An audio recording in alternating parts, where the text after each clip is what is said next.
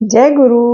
आ जाइए एक और संडे नए चैप्टर के साथ में। सॉरी मैं पिछले संडे को नहीं डाल पाई, घर में गेस्ट थे, बहुत ज्यादा बिजी थी।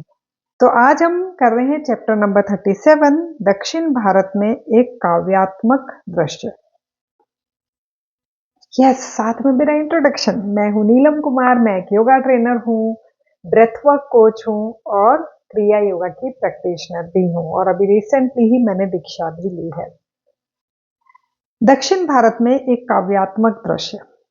डिक डिक कौन है? जो योगानंदा जी के साथ में यहाँ पे भारत आए हैं, ठीक है।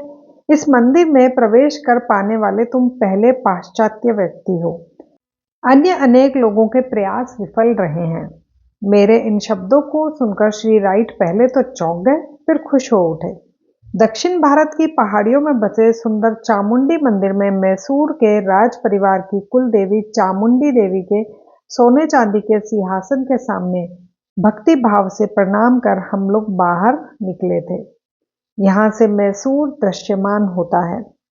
श्री राइट ने गुलाब की कुछ पंखुड़ियों को सहेज कर रखते हुए कहा, इस अपूर्व सम्मान की स्मृति में पुजारी महाराज द्वारा जल छिड़क कर पवित्र की गई इन पंखुड़ियों को मैं हमेशा संभाल कर रखूंगा। श्री राइट और मैं 1935 का नवंबर महीना मैसूर जिले के अतिथि के रूप में बिता रहे थे। वहां के महाराजा के उत्तराधिकारी युवराज श्री कंथीरवा नरसिंहराज वाडियार ने अपने सुशिक्षित और प्रगतिशील राज्य के परिदर्शन के लिए मुझे और मेरे सचिव को निमंत्रित किया था। 15 दिनों तक मैंने टाउन हॉल, महाराजा के कॉलेज और यूनिवर्सिटी, मेडिकल कॉलेज में मैसूर शहर के हजारों नागरिकों और छात्रों के सम्मुख व्याख्यान दिए थे। इसके अतिरिक्त मैंने बेंगलोर में national high school, intermediate college और चेट्टी टाउन हॉल की 3 विशाल जनसभाओं को संबोधित किया था, जिसमें 3000 लोग उपस्थित थे। अपने भाषणों में मैंने अमेरिका का जो उज्जवल चित्र खींचा, उस पर उत्सुक लग रहे श्रोताओं को विश्वास हुआ या नहीं मैं नहीं जानता, परंतु जब जब मैंने पूर्व और पश्चिम के सर्वोत्तम विषयों के आदान प्रदान से हो सकने वाले पारंपरिक लाभों का जिक्र किया, तब तब तालियों की गड़गड़ाहट सबसे ऊंची गूंज उठती थी। ऐतिहासिक और पुरातात्विक अवशेषों से भरपूर दक्षिण भारत एक निश्चित और अवर्णनीय सुंदरता से युक्त प्रदेश है। मैसूर के उत्तर में विशाल गोदावरी नदी द्वारा अलग किए गए हैदराबाद राज्य का सुंदर पठारी भाग है। विस्तृत उपजाऊ जमीन, मनोरथ नीलगिरी पर्वत, कुछ हिस्सों में चूने के पत्थर या ग्रेनाइट के पत्थर की बंजर पहाड़ियों से युक्त यह प्रदेश अत्यंत मनोहारी है। हैदराबाद का इतिहास एक लंबी विविध रंगीन कहानी है, जो आंध्र के 3000 वर्ष पूर्व के राजाओं से शुरू होती है। 1904 ईस्वी तक के हिंदू राजाओं तक आती है। ये मतलब 3000 साल पहले से इसकी कहानी शुरू होती है और 1904 ईस्वी तक के हिंदू राजाओं तक आती है। इसके बाद यह प्रदेश मुस्लिम शासकों के अधीन चला गया था। संपूर्ण भारतवर्ष में वास्तुकला, शिल्पकला और चित्रकला का सबसे सुंदर प्रदर्शन हैदराबाद राज्य में ही चट्टानों से तराश कर निकाली गई अजंता और एलोरा की गुफाओं में देखने को मिलता है। एलोरा का कैलाश मंदिर एक विशाल अखंड पत्थर के पहाड़ को काटकर बनाया गया है। इस मंदिर में देवताओं, मनुष्यों और पशुओं की मूर्तियां इतने विशाल आकारों में तराशी गई है कि पाश्चात्य जगत में माइकल एंजेलो की कलाकृतियों की ही इनके साथ तुलना हो सकती है। अजंता में 5 गुफा मंदिर और 25 गुफाएं हैं, जिनमें कभी सन्यासी वास करते थे। ये सभी गुफाएं चट्टानों को तराशकर बनाई गई हैं।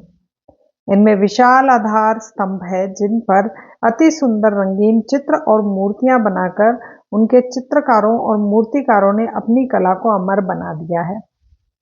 हैदराबाद शहर में उस्मानिया यूनिवर्सिटी और विशाल मक्का मस्जिद है। इस मस्जिद में एक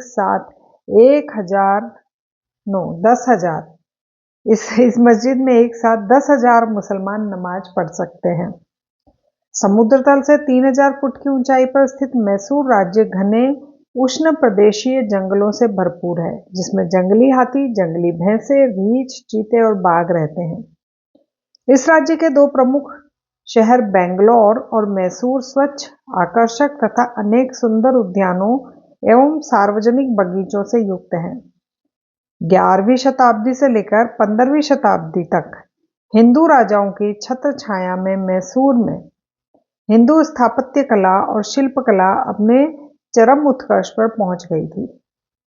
11वीं शताब्दी के राजा विष्णुवर्धन के शासनकाल में निर्मित बेलूर का मंदिर नाजुक काम की बारीकी और मूर्ति कला की विपुलता की दृष्टि से सारे विश्व में बेजोड़ है। उत्तरी मैसूर में पाए गए शिलालेख ईसा पूर्व 30वीं शताब्दी के हैं। मतलब इन्होंने मैसूर, हैदराबाद, इन सब के बारे में बहुत बात करी है, क्योंकि ये बुक पूरी दुनिया में सब पढ़ते हैं ताकि वो भी आके यहाँ के भारत के कल्चर को जान पाए। ये शिलालेख सम्राट अशोक के शासनकाल पर प्रकाश डालते हैं। सम्राट अशोक के विशाल साम्राज्य में भारत, बलूचिस्तान और अफगानिस्तान शामिल थे। अशोक प्रतापी सम्राट चंद्रगुप्त मौर्य के पौत्र थे, जिन्होंने सिकंदर द्वारा भारत में रखी गई सेना को तहस नहस कर दिया और ईस्वी पूर्व 305 में सेल्यूकस की आक्रमणकारी यूनानी सेना को परास्त कर दिया।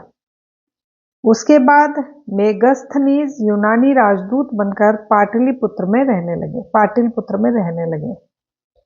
दक्षिण भारत इतना लुभावना है कि श्री राइट और मैं वहां अपने प्रवास को और बढ़ाना चाहते थे, परंतु निष्ठुर समय हमें इसकी अनुमति नहीं दे रहा था। कोलकाता विश्वविद्यालय में इंडियन फिलोसॉफिकल कांग्रेस के समापन सत्र में व्याख्यान देने का मेरा दिन निकट आ रहा था। मैसूर में अपने प्रवास के अंत में इंडियन अकेडमी द्वारा साइंसेस के अध्यक्ष सर सीवी रमन से मैंने भेंट की और उनसे वार्तालाप में मुझे बड़ा आनंद आया। इस प्रतिभाशाली भौतिक विज्ञानी को 1930 में प्रकाश प्रसरण में उनके द्वारा किए गए आविष्कार के लिए नोबेल पुरस्कार से सम्मानित किया गया था। उनका आविष्कार रमन इफेक्ट के नाम से प्रसिद्ध है।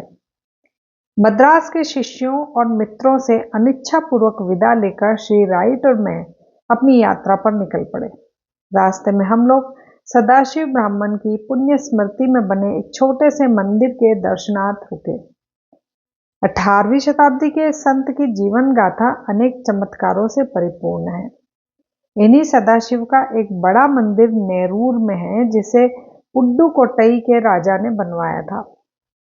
यह एक तीर्थ क्षेत्र बन गया है, जहां देवी चमत्कार से अनेक लोग रोग मुक्त हुए हैं।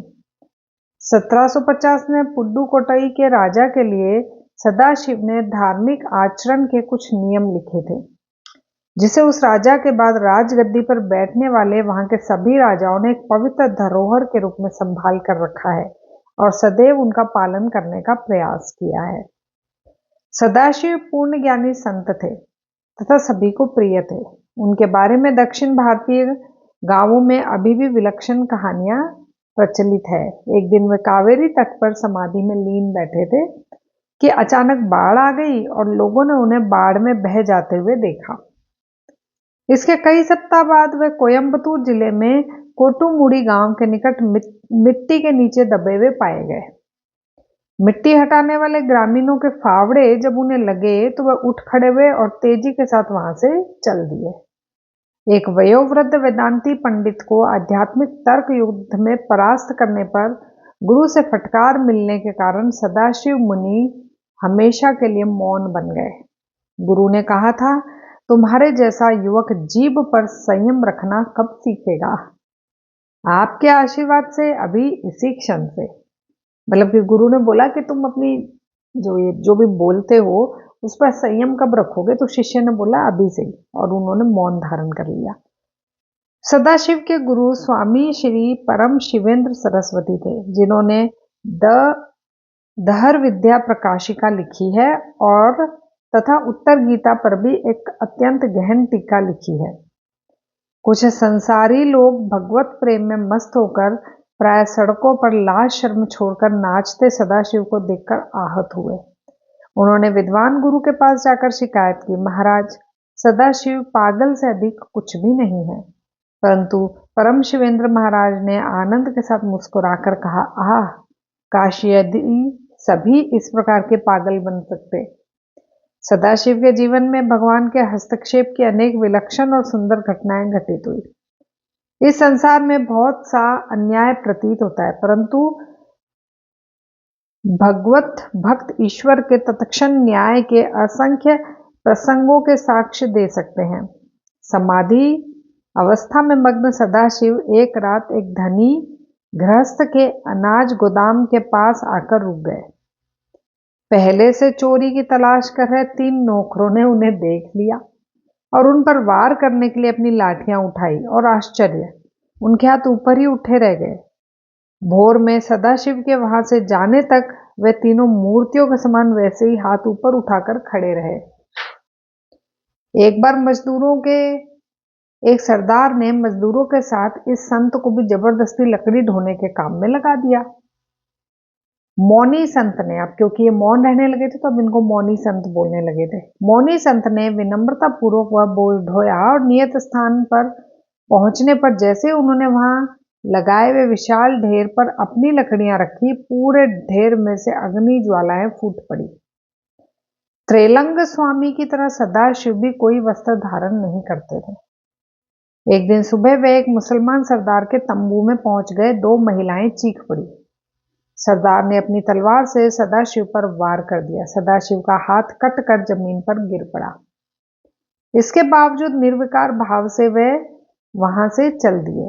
आश्चर्य मिश्रित भय और पश्चाताप से दुखी हुए मुसलमान सरदार ने जमीन पर पड़ा हाथ उठाया और सदाशिव के पीछे चल पड़ा। मतलब कि वो जो मुसलमान व्यक्ति था उसने इनका हाथ काट दिया, हाथ वहीं गिर गया, लेकिन ये सदाशिव जी है, ये चले गए वहां से। तो इसको हैरानी हुई कि बिना दर्द के, बिना चीख के, बिना अपना हाथ उठाए ये चले भी गए, तो ये उसका कटा हुआ हाथ उसके पीछे लेकर भागे।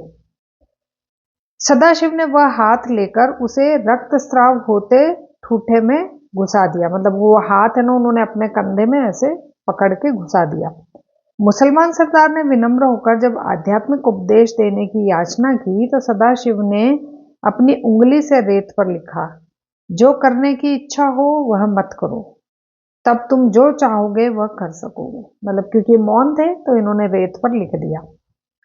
इस संत के प्रभाव से मुसलमान मन की शुद्ध अवस्था में पहुंच गया। इसलिए एक परस्पर विरोधी प्रतीत होते उपदेश के सही अर्थ को उसने समझ लिया। ओह हाँ, ये जो लिखा है ना, जो करने की इच्छा हो वह मत करो, तब तुम जो चाहोगे वह कर सकोगे। बहुत बहुत गहरा लिखा है, मेरे को भी अभी फिलहाल समझ में नहीं आ रहा है। इसीलिए इस परस्पर विरोधी प्रतीत होते उपदेश के सही अर्थ को उसने समझ लिया कि अहंकार पर विजय के द्वारा ही आत्मा की मुक्ति होगी। इस छोटे से उपदेश का आध्यात्मिक आघात इतना शक्तिशाली था कि वह योद्धा सदाशिव का उन्नत शिष्य बन गया। अपने पुराने रास्तों पर वह फिर कभी नहीं लौटा। श्री सदाशिव के समक्ष गांव के बच्चों ने एक बार 150 मील दूर मदुरै का मेला देखने की इच्छा व्यक्त की। योगी ने बच्चों को इशारा किया कि वे उनके शरीर का स्पर्श करें। स्पर्श करते ही तत्क्षण सब के सब बच्चे मदुरै पहुंच गए। वहां हजारों तीर्थयात्रियों के बीच बच्चे खुशी से घूमते रहे। कुछ घंटों बाद योगीवर परिवहन के अपने उसी सरल ढंग से बच्चों को वापस गांव में ले आए। बच्चों के माता पिता चकित होकर उनके मुंह से मदुरै की शोभा यात्रा का असंदिग्ध वर्णन सुन रहे थे और बच्चों के हाथों में मदुरै की मिठाइयों के पैकेट भी देख रहे थे। एक लड़के को इस कहानी पर विश्वास नहीं हुआ। उसने बच्चों की बातों का और सदाशिव का उपहास करा। अगली बार जब श्री रंगम में मेला लगा तो वो लड़का सदाशिव के पास गया। मतलब बच्चों ने इनको बोला सदाशिव जी को कि हमें वो मेला देखना है, तो उन्होंने बोला मुझे छू लो। तो जैसे छुआ तो सब बच्चे मेले में पहुंच गए। ये जब छुआ तो वापस आ गए। तो एक कोई है, उसको उन पे विश्वास नहीं हुआ। तो अब अगली बार जब कहीं और मेला लगा ना श्री रंगम में, तो वो लड़का जो है ना, जो पिछली बार नहीं गया था, वो चला गया उनके पास। परिहास करने के स्वर में बोला, महाराज, उन बच्चों को आप जैसे मदुरै ले गए थे वैसे मुझे भी श्रीरंगम क्यों नहीं ले जाते। सदाशिव ने उसकी यह इच्छा पूरी करी और लड़का दूसरे ही क्षण दूर श्रीरंगम की भीड़ में पहुंच गया। पर जब वह वापस लौटना चाहता था तो अफसोस, महाराज वहां थे ही नहीं। आखिर पद यात्रा के साधारण माध्यम का अवलंब कर उस लड़के को थक हार कर अपने घर पहुंचना पड़ा। मतलब छोड़ तो आए, लेकर नहीं आए उनको। दक्षिण भारत से निकलने से पहले श्री राइट और मैं श्री रमन महर्षि से मिलने के लिए तिरुवन्नामलई के पास पावन अरुणाचल पर्वत की तीर्थ यात्रा करने गए। श्री रमन महर्षि ने अत्यंत प्रेम पूर्वक अपने आश्रम में हमारा स्वागत किया और पास ही रखे ईस्ट वेस्ट पत्रिका के ढेर की ओर हाथ दिखाया। हम जितने समय तक उनके पास उनके शिष्यों के साथ रहे, उनमें अधिकांश समय महर्षि मौन ही रहे। उनके मुखमंडल पर ईश्वरीय प्रेम और ज्ञान का तेज था। दुखी मानव को अपनी पूर्णता की विस्तृत अवस्था को पुनः प्राप्त करने के लिए श्री रमन का उपदेश है कि उसे निरंतर अपने आप से यह प्रश्न करना चाहिए कि मैं कौन हूँ। अच्छा, पता है श्री रमन महर्षि की किताब भी है जो जिसका टाइटल भी यही है, मैं कौन हूँ, हु एम आई। सचमुच बहुत बड़ा प्रश्न है ये। अन्य सब विचारों को दृढ़ता पूर्वक दूर ढकेल देने से साधक शीघ्र ही अपने सच्चे स्वरूप की गहराइयों में उतरता चला जाता है और दूसरे विचारों से मन भ्रमित होना बंद हो जाता है। भारत के इस ज्ञानी महर्षि ने लिखा है, द्वैत को और त्रित्व को कोई सहारा चाहिए। बिना सहारे के वे उत्पन्न नहीं हो सकते। उस सहारे का ज्ञान प्राप्त करने से वे ढीले पड़कर नष्ट हो जाते हैं। यही सत्य है। जो इसे जान जाता है वह फिर कभी नहीं लड़खड़ाता। तो इस चैप्टर में एक तरीके से दो रमन महर्षि का, सदाशिव जी का उल्लेख हुआ है, उनके बारे में बताया है और दोनों ही मौन रहते थे। तो हमारे लिए शायद इस चैप्टर से ये सीखना है कि हम भी कुछ समय तक मौन रहकर, कुछ घंटे या कुछ दिन, जितना भी हम कर सकते हैं, मौन रहकर और अपने आप को पहचानने की कोशिश कर सकते हैं। तो जी, अगर आप लगातार मेरे साथ ये वीडियोस देख रहे हैं तो इस वीडियो को लाइक कर दीजिए। चैनल पे पहली बार आए हैं तो सब्सक्राइब कर दीजिए। हम ऑलमोस्ट बुक जो है इस पे 37 नंबर चैप्टर हमने आज रीड करा है और टोटल 44 चैप्टर्स है। तो अब कुछ ही चैप्टर्स बचे हैं और जो मैं ये बुक रीड कर रही हूँ ये डायमंड बुक्स पब्लिकेशन की है। तो थोड़े से चैप्टर्स आगे पीछे हो सकते हैं क्योंकि ये बुक जो है ये इसे कोई भी पब्लिशर पब्लिश कर सकता है। मतलब कि कॉपीराइट जो है, कॉपीराइट फ्री कर दिया गया है इस बुक को। तो इनकी जो ऑथेंटिक जो पब्लिकेशन है वो तो योगदा सत्संग सोसाइटी ऑफ इंडिया ही करती है, लेकिन और कोई भी इसको पब्लिश कर सकता है। तो जी, आज के लिए इतना ही। अगले संडे हम फिर से मिलेंगे। जय गुरु।